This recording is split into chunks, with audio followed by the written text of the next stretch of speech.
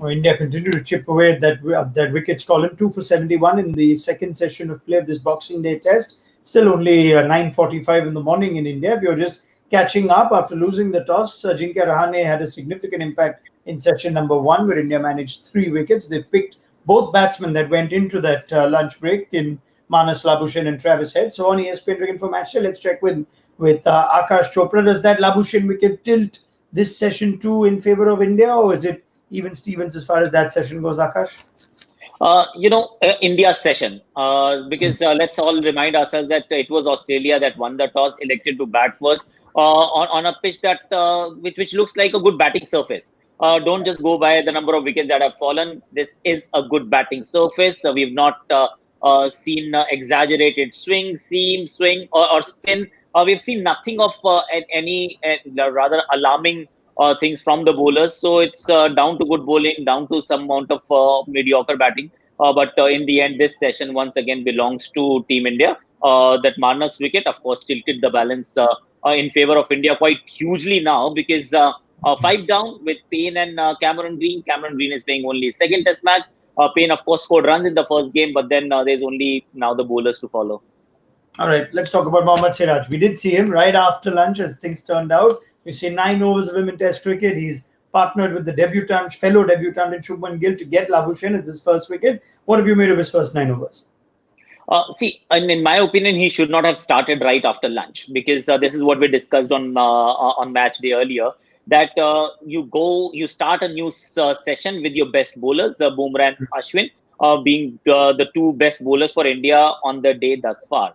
So we saw Siraj, which was surprising, and he was all right to begin with, and you can understand why. It is his first Test match ever. It is his Test match debut. He's bowling with a slightly oldish ball, and he was decent, nothing extraordinary. He sprayed around a little bit, not too much, and it wasn't very impressive to begin with. You can't really read too much into that one spell, but he's come back very strongly. He's made the ball move. It is an old ball. It is still moving conventionally. I didn't see it when we saw that leg before appeal, which was reviewed. If you were to see the shine on the ball on that one ball, the ball came back in, but it was orthodox, conventional swing and not reverse swing.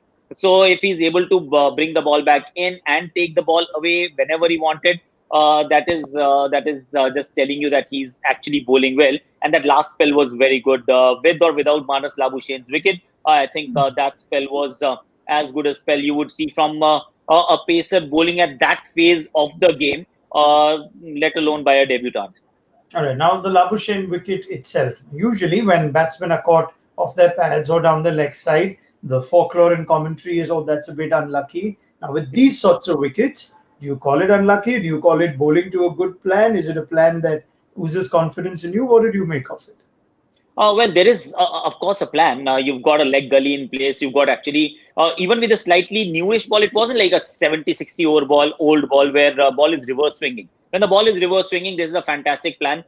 Everybody should try and employ it. And if there is a weakness, you must try and expose it, because scoring runs through the onside is your most likely scenario of scoring, because the ball is tailing back in. You can leave the offside empty and all of that, which is great. But we're talking about this plan with the ball fairly new. So if the ball is new, to finish within the stumps is difficult. It is not easy. But they've already, of course, Indian team has spotted a weakness in Steve Smith and Manas Labuschagne. They've adopted that strategy now for an extended period of time, and it's going across series. It's not just this series, this innings.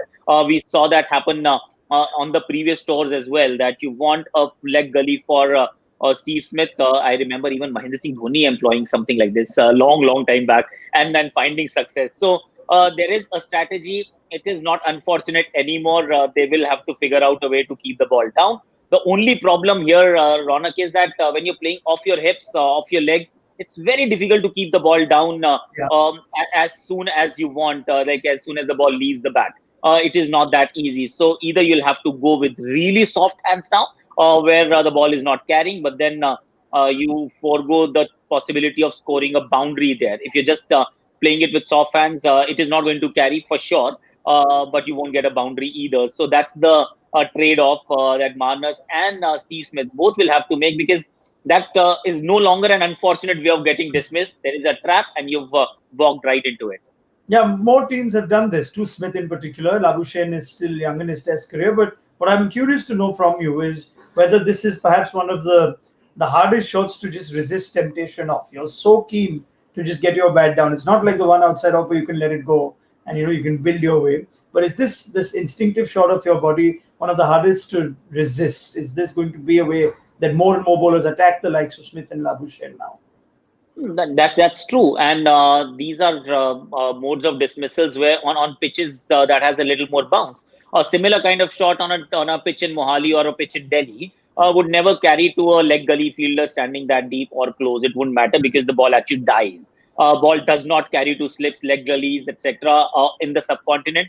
But outside of it, say you talk about Australia, South Africa, the ball is going to carry, and it is a very instinctive shot. You see the ball, you hit the ball. But now there is, and you can't really defend also. To be fair, it's a ball that should be hit. So now you need to make a call. You need to make a choice, which is a hard one. But it has to be done because this is not how you want to get dismissed very often. See, as a batsman, you know it is not a wicket-taking delivery. Trap, no trap, unless it's reverse swinging, and then you don't really have a choice, and you're actually trying to put bat to ball, and there is a short mid-wicket, a fielder next to the square leg umpire, and then a leg gully, and that's the kind of trap, and everything is finishing within the stumps, and you have no way to actually run away from it. How do you score runs otherwise? But this is not that stage. The ball is not reverse swinging. Once in a while, you will get a ball that you can play through the offside. So you got to resist the temptation of hitting hard. Just play with soft hands, and you should be fine 9 out of 10 times. Now, Akash made the point. He would have liked to see Bumrah start straight away after lunch. We had Glenn McGrath say the same thing on TV commentary in India. Mike Hussey will join us at our stump show. Would have gone the same way too. It took Rahane 13 overs to bring Bumrah back on, and he struck with his second over of this session, Akash, the wicket of Travis Head. Now, was it just a lot of bowling in the first session, managing workload? Because as soon as he came on, the wicket came. So just your thoughts on when Bumrah was brought in, when that period of play, that partnership, just allowed Australia back in a bit. See, hindsight is perfect vision, Ronak, but at that point in time also this struck you because we had this discussion at lunch, who should be bowling, starting the new session, and it's a no-brainer. You go to your best bowlers. What we don't know, sitting like thousands of miles away, is that was Bumrah there on the field throughout? Now, if he wasn't there on the field and we saw a little bit of KL Rahul here and there, who he was on for, we don't know. If he was for Bumrah, Rahane's hands were tied. But if Bumrah was available, then it's an error of judgment. Let's be fair. You understand that there is a debutant. You want to go to him at some stage, but then that had to wait. Once you've bowled about 12 overs of spin in the first session itself, you know that as the ball gets older, the game progresses further, and you've already dismissed 3 wickets. You're looking to now get into the tail. Smith is gone. Siraj had to wait. He should not have started the new session. And if Bumrah wasn't there, for example, let's assume he wasn't there, then Umesh was the first guy he should have gone to, because then you go with the seniority, some amount of experience, and then some bowling in the game itself. Because if not the best, then go to your second best. Don't go to someone, an unknown commodity who you don't know what to expect from. So I would have either gone with Bumrah if he was available. If not, Umesh would have been my second choice. And Ashwin also bowled only 3 overs. And I think we took a lot longer to bring him back into the attack. He could have been introduced a little earlier. Yeah, all right. Now, the wicket of Travis Head triggers an interesting discussion point that continues to linger on for Australia with David Warner's eminent return, you think, for the third test. You've now seen Burns go, Wade go, Head go. I'm also seeing this conversation from the Australian cricket media on Travis Head that there is a significant issue when a right-arm fast bowler comes around the wicket to him. He just cannot seem to be able to play that line. Now, as a left-hand middle-order batsman, someone who is fighting for his place, what do you do to try and fix that problem when the right-arm bowler comes around the wicket and you just can't help but play the line and get out? That actually begs the question to be asked that did we not do our homework well? I'm talking about Team India, because why should it take so long for Bumrah to go around the stumps? Siraj and Umesh had already bowled. Why did they not go around the stumps and try that line of attack? So maybe a little miss from the Indian setup. But as far as Travis Head is concerned, see, there is little amount of confidence. You talk about you're talking about three players, and there's only one David Warner to walk in. There is one more innings in this Test match, so before jumping the gun, we must wait. What happens in the second innings? But one guy has to go, and now it's a toss-up between who's the weakest link. So who is the weakest link is also in the end might just be Wade and Travis Head, because Joe Burns, he's an opener. Wade is a makeshift opener. Do you continue with Wade? There'll be a temptation to go with Joe Burns, because just that you want to have a proper opener up there, unless say Wade scores a century in the second innings and Burns scores none. So your thought process will change. But there is pressure on at least three people. The good thing is that only one will have to go. All right, now let's focus on the next session of play. 136 rather is what Australia stand on. We already made that point. We're trying to make early speculations and early predictions on how this test could go. But India, if they're looking for a significant lead, if they are to come back into this series, this is where they can't let Australia off the hook like they did in Adelaide, Akash.